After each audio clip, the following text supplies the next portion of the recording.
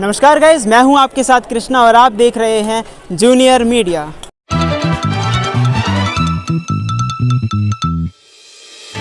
तो गाइज आपको बता दें कि हमारे साथ में एक इंटरनेशनल प्लेयर है, तो उनसे बात कर लेते हैं। मैम, आपका नाम क्या है? कुसुम।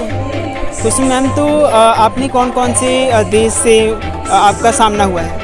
पहले तो नमस्कार और दिवाली की हार्दिक शुभकामनाएं। और मैं इंटरनेशनल प्लेयर जगह 6 बार इंटरनेशनल खेल चुकी हूँ और अभी जस्ट 14 अक्टूबर से ले 25 अक्टूबर इटली में वर्ल्ड चैम्पियनशिप हुई थी, जिसमें मैंने भी पार्टिसिपेट किया है अभी हाल ही में। और इससे पहले मैंने एशियन गेम में जो कि पुणे में हुआ था, दिल्ली में ओपन टूर्नामेंट, उसमें मेरा गोल्ड मेडल है। और सर्बिया में भी वर्ल्ड चैम्पियनशिप हुई थी, उसमें भी मेरा ब्रॉन्ज मेडल है। और रसिया में वर्ल्ड कप हुआ है तो उसमें मेरा सिल्वर मेडल है।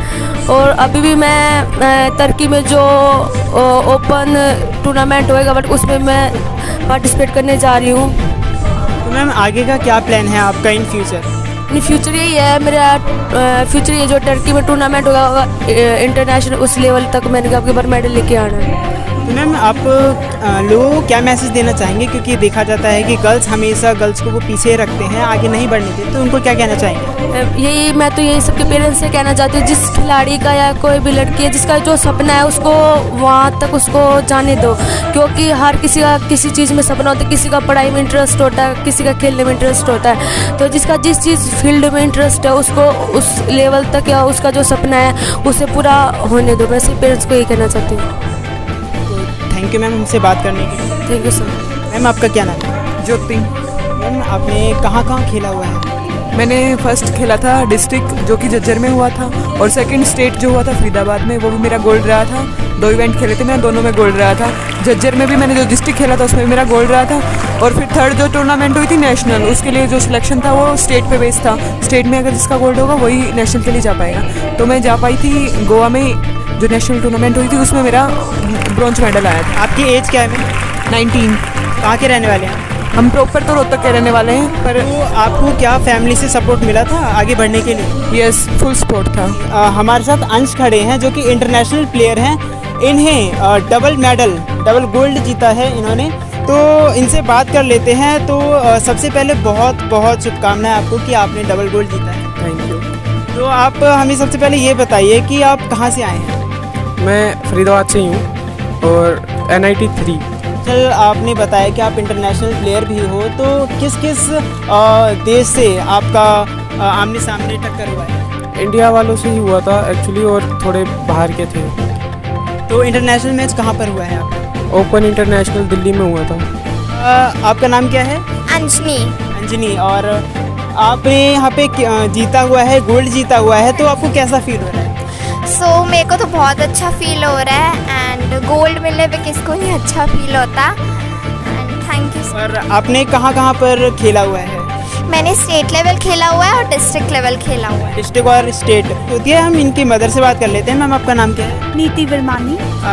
मैम, जैसा कि हम देखते हैं कि आज के टाइम में जैसे कि गर्ल्स को ज़्यादा प्रमोट नहीं किया जाता, कोई सामने नहीं आने देता, लेकिन वहीं आपकी जो बेटी है डिस्ट्रिक्ट लेवल पे और स्टेट लेवल पे गोल्ड जीत के आई है, तो आपको कैसा लग रहा है? मैं तो बहुत ज़्यादा खुश हूँ। मेरी बेटी को बहुत अच्छा प्लेटफॉर्म मिला है यहाँ पर, और बच्चा आगे राइज करता है और अपने अंदर एक कॉन्फिडेंस भी डेवलप होता है। बहुत अच्छी बात है। गाइस, हमारे पास में बहुत क्यूट प्लेयर आया है, तो आइए उनसे बात कर लेते हैं। ये भी आपको बता दें कि गोल्ड मेडल इन्होंने जीता है किक बॉक्सिंग में। तो आपका नाम क्या है? दलीना ग्रोवर। तो आप कितने मेडल जीत लिया? 2 गोल्ड मेडल। गोल्ड मेडल जीते हैं। आपको डर नहीं लगा यहाँ पे खेलने में? नहीं, क्यों? क्योंकि मम्मा सिखाती हैं कि किसी से भी डरना नहीं चाहिए, चाहे कोई भी हो, चाहे ब्लैक बेल्ट हो, चाहे सुपरमैन हो, पर हमें लड़ना चाहिए। तो मैम, आप क्या कहना चाहेंगे? आपके बच्चे ने गोल्ड मेडल हासिल किया है, क्योंकि अब इतनी कम एज में गोल्ड मेडल हासिल कर रहे हैं, तो जाहिर सी बात है बड़े होकर के कुछ बड़ा ही मुकाम हासिल करेंगे। तो क्या कहना है? मैं यही कहना चाहूँगी सर कि लड़कियाँ, मेरे को सब बोलते थे कि एक बेटा होना चाहिए, तो मैं ये कहना चाहूँगी सब उन लोगों से जिनकी बेटियाँ हैं, वो अपनी बेटियों को किसी भी बेटे से कम ना समझे, क्योंकि जब 100 बेटे एक तरफ खड़े होते हैं ना, तो एक बेटी कम आती है। तो इसलिए मैं यही कहना चाहूँगी अपनी बेटियों को हर उस मुकाम पे लेकर जाएं जहाँ पर वो जाना चाहती हैं। जी, मेरे को गोल्ड मेडल्स मिले हुए हैं अभी। दोनों बेटी को गोल्ड मेडल्स? क्या बात है।